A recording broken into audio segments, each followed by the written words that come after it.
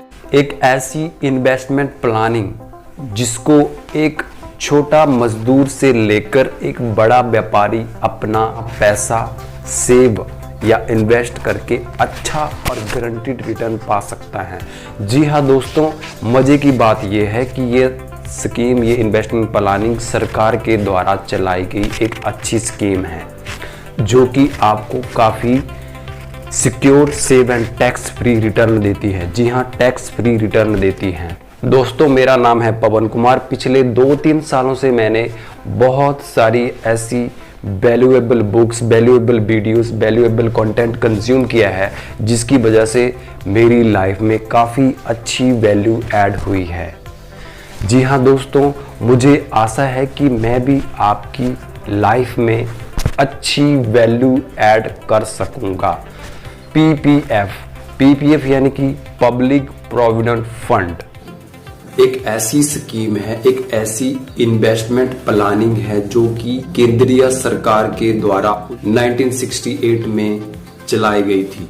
इसका मेन उद्देश्य ये था कि जो लोग ऐसी कंपनियों में काम करते हैं जो कि ईपीएफ से रजिस्टर्ड हैं, ईपीएफ यानी कि एम्प्लॉय प्रोविडेंट फंड, जो लोग ऐसी कंपनियों में काम करते हैं वो तो ऐसी प्लानिंग का फायदा उठा सकते हैं, बट जो लोग ऐसी कंपनियों में काम नहीं करती, जो मजदूर हैं, छोटे व्यापारी हैं, जो इन चीजों से फायदा नहीं उठा पाते, तो उसके लिए सरकार ने ये इन्वेस्टमेंट प्लानिंग लॉन्च की जिससे सभी नॉन एम्प्लॉय और एम्प्लॉय अपना पैसा सेव करके, इन्वेस्ट करके उससे अच्छा रिटर्न पा सकते हैं। बात करें पीपीएफ की एलिजिबिलिटी की, वो सभी लोग अपना खाता खुलवा सकते हैं जो इंडिया के रेजिडेंट हैं, एनआरआई को छोड़ के।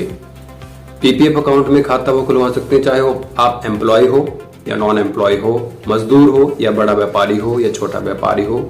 छोटे बच्चे के बिहाफ में माता पिता उसके फ्यूचर के लिए पीपीएफ अकाउंट में अपना खाता खुलवा सकते हैं। ठीक है, पीपीएफ अकाउंट आप किसी भी ऑथोराइज्ड सरकारी और गैर सरकारी बैंक में, किसी पोस्ट ऑफिस में खाता खुलवा सकते हैं। बात करें इसके डिपॉजिट प्रोसेस की, तो आप मिनिमम 500 रुपीज से स्टार्ट करके 1.5 लाख तक इसमें अमाउंट जमा करवा सकते हैं। अगर कंडीशन ये है कि अगर आप 1.5 लाख से ऊपर पैसा जमा करवा सकते हैं तो इसमें आपको 1.5 लाख से ऊपर इंटरेस्ट नहीं मिलता है। और इसकी इंस्टॉलमेंट कैसे कर सकते हैं? इसलिए में मंथली कर सकते हैं, क्वार्टरली कर सकते हैं, एनुअली भी कर सकते हैं।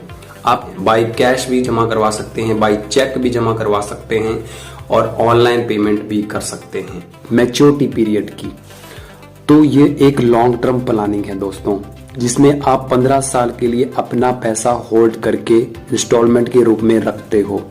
15 साल के फाइनेंशियल ईयर को पूरा करते हो तो आपको काफी अच्छा रिटर्न मिलता है। 15 साल के लॉक इन पीरियड के बाद को एक्सटेंड करना चाहते हो 5 ईयर्स और एक्सटेंड कर सकते हो।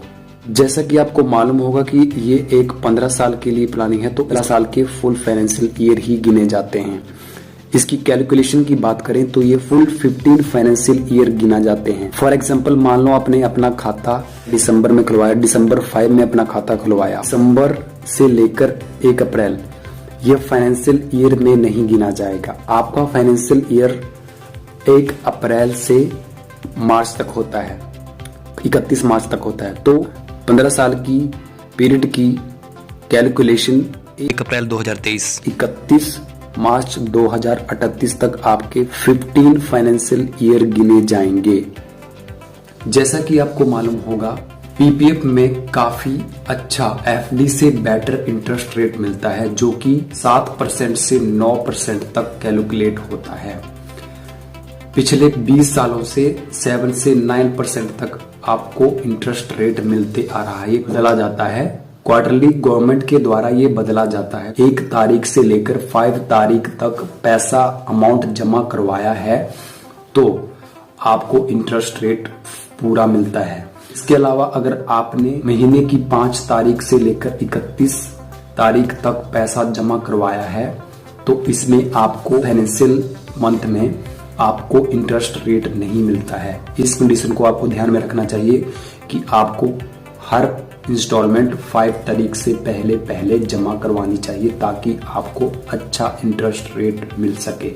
बात करें इसको ओपन कैसे करवा सकते हैं, पीपीएफ अकाउंट कैसे खुलवाएं, तो आपको 2 ऑप्शन होते हैं, एक ऑफलाइन और एक ऑनलाइन। अगर आप ऑफलाइन करवाना चाहते हैं तो आपको एक ऑथराइज्ड बैंक में या पोस्ट ऑफिस में आपको खाता खुलवाना होता है। उसमें आपको कुछ डॉक्यूमेंट चाहिए होते हैं। सबसे पहले डॉक्यूमेंट होता है फॉर्म ए, जो कि पीपीएफ अकाउंट की एप्लीकेशन होती है, उसको आपको भरना होता है। आपको 2 पासपोर्ट साइज फोटोकॉपी चाहिए होती है।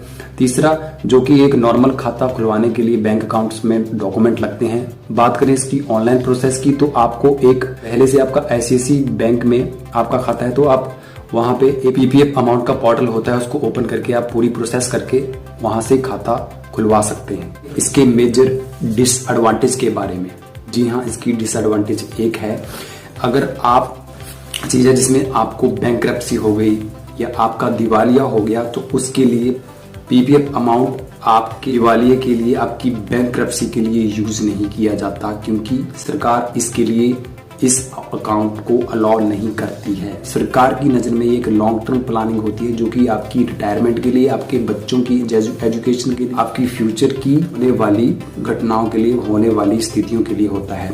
मान लो आपको 15 साल से पहले अमाउंट विड्रॉ करवाना है तो इसके लिए 2 कंडीशन है। पहली कंडीशन है 3rd फाइनेंशियल ईयर से लेकर 6th फाइनेंशियल ईयर तक आप लोन के तौर पर, जी हाँ, लोन के तौर पर अमाउंट निकलवा सकते हैं। उसके लिए आपको इंटरेस्ट रेट देना पड़ता है, जो कि आपके पीपीएफ अकाउंट में जो इंटरेस्ट रेट मिलता है उसमें 2% जोड़कर आपको इंटरेस्ट रेट देना पड़ता है। मान लो अगर आपका पीपीएफ इंटरेस्ट रेट है 7%, प्लस 2 करके 9% आपको इंटरेस्ट रेट देना पड़ता है। अमाउंट आपने पीपीएफ अकाउंट से निकलवा कर अपनी जरूरतों के लिए लिया है, उसके लिए आपको 2% ज्यादा इंटरेस्ट रेट देना पड़ता है।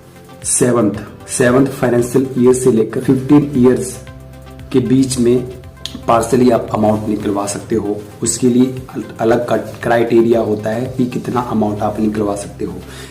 मान लो लेट्स से अगर आप अपना खाता 15 साल के लिए मेंटेन नहीं कर पाए या मेंटेन नहीं करवाना चाहते हैं, तो इसके लिए आप 3 कंडीशन में अकाउंट क्लोज करवा सकते हो।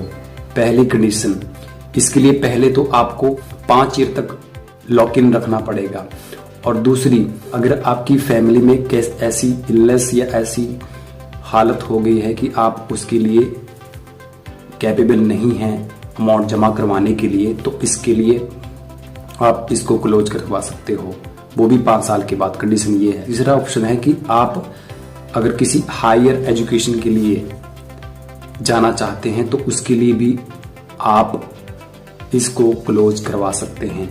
इनएक्टिव अकाउंट, मान लो अगर आप 15 साल या कुछ महीने अकाउंट को मेंटेन नहीं कर पाए, उसकी इंस्टॉलमेंट पूरी नहीं कर पाए, तो आपका अकाउंट इनएक्टिव हो जाता है।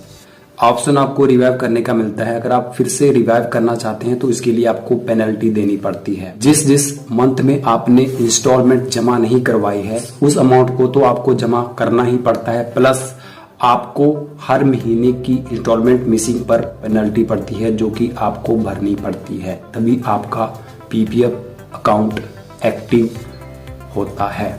इसका बेनिफिट है ये पूरी तरह से टैक्स फ्री रिटर्न होता है। जितना भी आपका अमाउंट होता है उस पर जो इंटरेस्ट रेट मिलता है वो पूरी तरह से टैक्स फ्री होता है, उस पर किसी भी तरह का टैक्स नहीं लगता है। अंडर सेक्शन 80C में आता है जो कि पूरी तरह से टैक्स फ्री होता है। इसका रिटर्न भी, इसका इंटरेस्ट रेट भी और इसका जमा किया अमाउंट भी पूरी तरह से टैक्स फ्री होता है। देखिए दोस्तों, मैंने पीपीएफ इन्वेस्टमेंट के बारे में आपको एक्यूरेट जानकारी दी है। अगर कुछ आपको और चीजें इसके बारे में जाननी है तो इसके लिए आप बता सकते हैं। आपको अब डिसाइड करना है कि क्या आपके लिए यह इन्वेस्टमेंट प्लानिंग अच्छी है या नहीं है, अकॉर्डिंग टू वीडियो के जरिए, या आप अपनी रिसर्च भी कर सकते हैं। ठीक है, आई होप कि आपको इस वीडियो से कुछ ना कुछ सीखने को मिला होगा, आपकी लाइफ में कुछ वैल्यू ऐड हुई होगी, आपको इस इन्वेस्टमेंट प्लानिंग के बारे में कुछ कॉन्सेप्ट क्लियर हुए होंगे। अगर आपको कुछ वैल्यू मिली होगी दोस्त, इस वीडियो को लाइक कीजिएगा, शेयर कीजिएगा। इसी तरह मेरे चैनल्स को सब्सक्राइब करके, शेयर करके और ज्यादा मेरा कॉन्फिडेंस बढ़ाइए, ताकि मैं और अच्छा कंटेंट लाऊं और अच्छी जबरदस्त वीडियोस आपके लिए लाता रहूं। यहां तक वीडियो देखने के लिए आपका बहुत बहुत धन्यवाद।